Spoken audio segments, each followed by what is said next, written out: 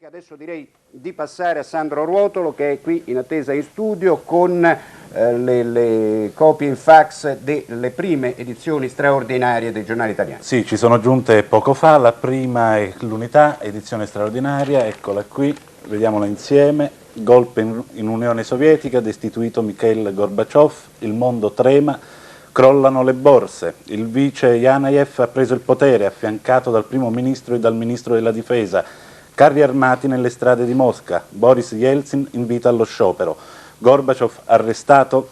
C'è poi Stampa Sera, eccolo, a tutta pagina, golpe alle 4 di stanotte, una troika assume i poteri, Gorbaciov arrestato, crolli in tutte le borse. Leggiamo insieme le prime righe. Gorbaciov è stato destituito ed arrestato, la notizia bomba che ha scosso dalle fondamenta le capitali e i mercati finanziari di tutto il mondo è stata lanciata alle 4 di questa notte, ora di Mosca, dall'agenzia ufficiale sovietica TASS. La motivazione ufficiale è lo stato di salute di Gorbaciov, che è impossibilitato ad esercitare la presidenza.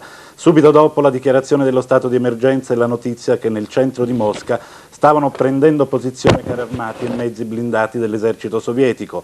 Alle 10:34, infine, ora italiana, la notizia dell'arresto di Gorbaciov, che un'agenzia giapponese dava addirittura per morto.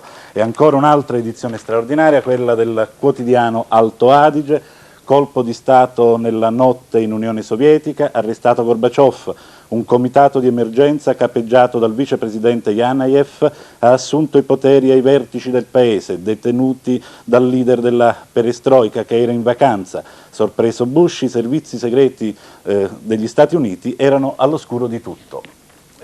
Queste le prime edizioni straordinarie che sono arrivate qui in redazione.